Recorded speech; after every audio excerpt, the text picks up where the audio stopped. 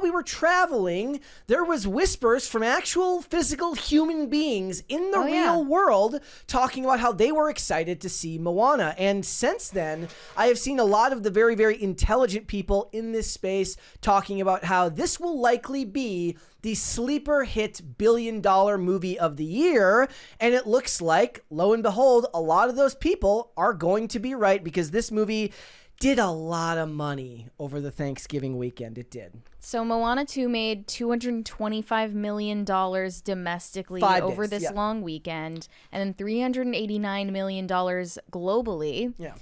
This is like, I'm not surprised by this. But even if you take the 5 days out of the account, because this is one of those things they love to do. They did this with Wicked, which was like, look at all this money it made its opening weekend, but it counted the Tuesday previews and all of these days. So it's basically, by the time it gets to Sunday, it's basically a week. But then they advertise it as a weekend, as its opening weekend, which is not what it was. This one, they're being very clear, 5-day opening weekend. It is the biggest Thanksgiving box office of all time for an animated film, with $225 million, $139 million just in its 3-day opening. So you take on top of that the fact that Wicked did strong numbers as well. I think it did 81 million in its 3-day and 118 million in its 5-day. But remember, that is over its second weekend, not its first. Right. You were wondering if people taking their kids to Wicked would drop off and then start going to Moana instead once it came out. Yeah. I don't think that it was ever the same audience. I don't think that many people were taking their kids to see Wicked. It was the theater people, the girls and the gays, and Moana 2 has an entirely different target demographic. Well, what that proves is that there's just a lot of theater kids here in America. Exactly, which is another problem entirely that we need to solve. But I saw some comments who were just incredulous at the success of Moana 2. One said, amazing animated films like Flow, Sirocco and the Kingdom of Winds, The Colors Within, Ghost Cat, Anzu, Transformers 1, and Mars Express all are left in the dirt, while shitty animated slop like Moana 2 get $1 billion. It's so sad that this is the state of movies now. Another one said, call me crazy or a conspiracy theorist, but I just literally don't believe this. Nobody I know has even brought up this movie, and I'm literally willing to bet money that most people don't know it exists. That's wrong. Another one said it was awful. I truly regret spending my money for this. It doesn't really matter if you regret spending your money on it because you did. Okay, so but that is a fair point to bring up. Look, so I've seen a discrepancy between the internet discourse about this film and what we would get from Rotten Tomatoes, which is like, look, critic score of 65%, an audience score of 87%. Yet, as far as I can see, I'm not seeing a whole lot of positive interactions about this film on the internet. Most of everyone is saying that it's not that good. Yeah. And here's the problem. If the movie is not that good, poor word of mouth will end up hurting it in its second weekend. We have a 20 from Elizabeth Schuster. Happy birthday, PCC. It's been a hell of a day. Glad to just get home and listen to you guys while I ice my chest/neck and take cold medicine and cry in bed. Love you guys. Have a wonderful day. Well, thank you for watching. I'm sorry that your day isn't going so well. I hope you feel better after whatever that happened to you. Yeah. Glad we can help. But yeah, I'm seeing a lot of people just saying that it feels rushed and mashed together. Okay, so Disney Plus episodes. This was a Disney Plus series. This is confirmed, or is this a rumor? This was original. No, I already read this. That Disney admitted it? This was originally promoted as a Disney Plus series, which is why this whole thing was animated in Vancouver rather than in Burbank. Right. Okay. So they say this is a rushed mashup of a few episodes of a canceled Disney Plus series, pushed out just to account for Wish's bombing. That was last year. Yeah. Just made record-breaking profits, encouraging these kinds of underhanded practices from Disney in the future. Yeah. It isn't, all it's cracked up to be. Well, here's the thing. What this ensures for you is that more and more work is going to go over to the Vancouver studio, and they're going to animate for cheaper over there. It also means that you are going to get nothing but sequels. Forever. Right. Forever. Like till you're 90. I mean, that was already true. But it's unfortunate because they're going to sit there and tell themselves that a movie like Wish failed at the box office because it was new. Yeah. Because it was a new idea. That's not the reason. It's because it was genuinely unpopular, badly marketed, and a bad film. Yes. And nobody liked it. So if you just made something new that is also good, it would be fine. The funny thing is, what will also not be learned about this is that original characters matter. Notice how there's no discussion going on right now about representation being a problem in Hollywood, because when it's an original character that people actually like, people will show up for the film and they will go out and see it. And that's a good thing. We want to support the creation of new characters that actually resonate with an audience. Who are we to argue with $139 million in 3 days and $225 million in 5 days if the story actually resonates with people? What you do have to hold them to account for, however, is that if the movie does do poorly as far as its word of mouth, that could severely hurt its ability to make $1 billion down the line, which is what they're really hoping for here. I don't think Mufasa is going to make $1 billion. I don't think it's going to do half as well as this movie. No, not even close. I understand that people will just, accept any of the slop that they're given by Disney at this point. There is like a built-in audience for anything they make. And this is proof of that, that people's standards have dropped. Like the bar is in hell now.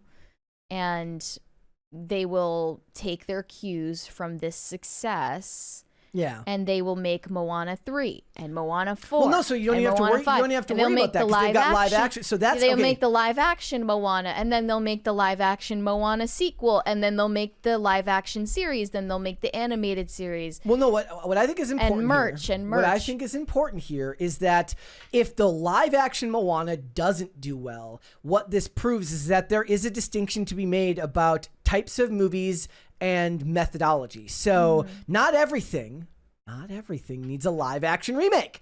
So what we could learn here is if Moana 2 can be basically a Disney Plus series cobbled together by animators and make close to $1 billion, and live action Moana bombs, then we would understand that certain mediums just work better for certain types of stories. There was photos that came out of of The Rock on set, and even people were dunking on that, saying that it doesn't look very good and all of that going on right now. This also means that you're going to get nothing but The Rock for another 10 years, guys. Mary hates that, but I saw someone reply with that, and I know that The Rock thinks he's the only reason why this is popping. I don't. Oh, come on. I don't think that's how big his ego is. But look, it was a strong weekend for the box office overall. It wasn't just Moana doing well. Obviously, Wicked did very, very well as well, with $81 million over 3 days and $118 million over 5 days. Look, they almost did $100 million in its second weekend in a row. Here's the problem: is that that and Gladiator made up for most of the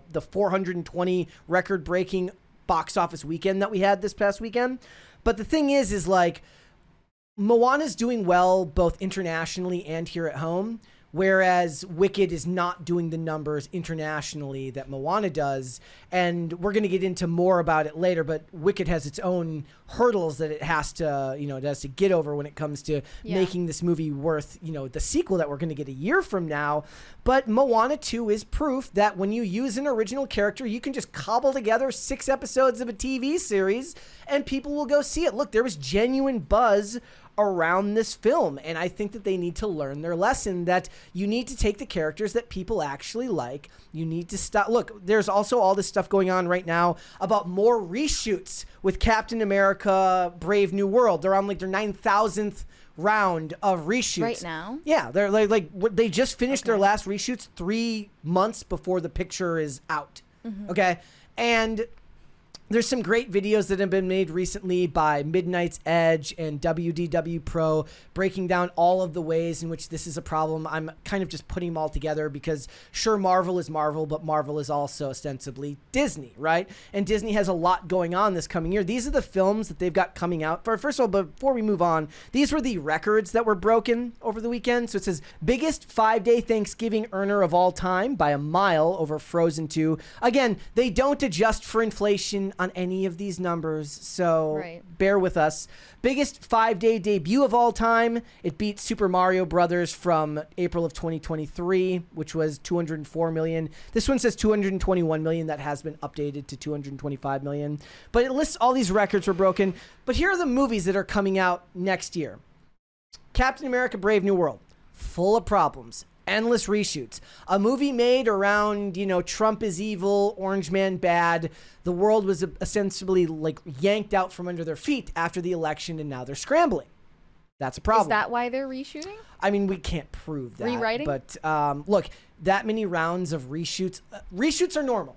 Don't let anybody tell you that reshoots are not normal in Hollywood. It is very, very common to have reshoots on a film, especially something at the size and scope of a Captain America movie. But a $400 million movie with reshoots running up to 3 months before the actual film comes out signals problems. There's also the issue of the director who was not even around for the last round of reshoots. And they're like, don't worry, he's still involved.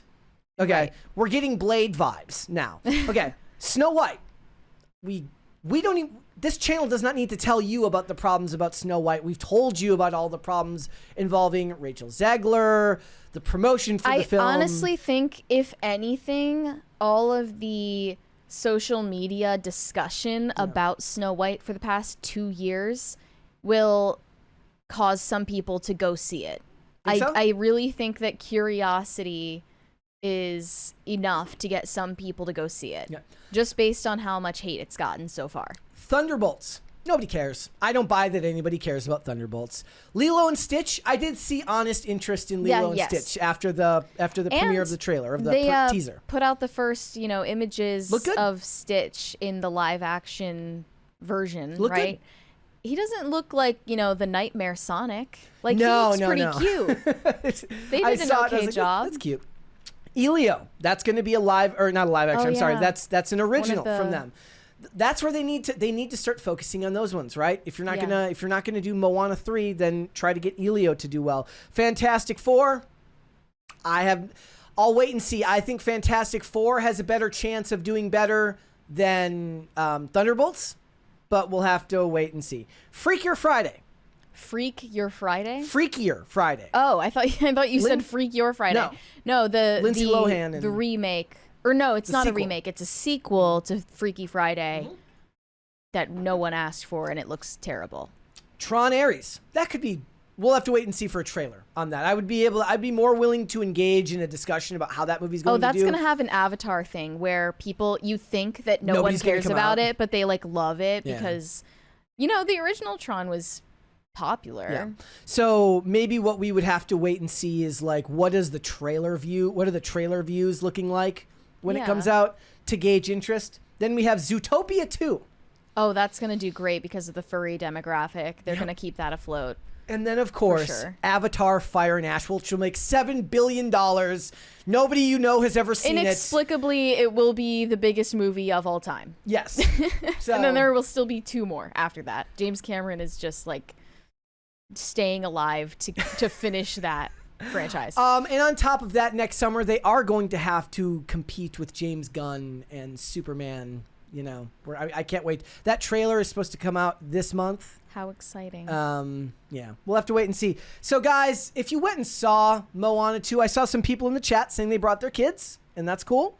Let us know what you thought about it. But Disney has a long way to go before they win back the trust of their audience. And all it takes is a couple of those movies flopping to put them right back where they were. I don't envy Bob Iger, but even worse, I don't envy, his replacement that is currently being sought We still after. don't know No. who that's going to be. It'll And be a they were while. talking about hiring from outside of Disney. Yeah, and I don't envy the minefield that person will have to navigate once they get back in charge. So, thanks for watching. Listen to full episodes of Pop Culture Crisis on Spotify. Keep up with us on social media and make sure you subscribe and ring that bell so you never miss the show. Bye, guys.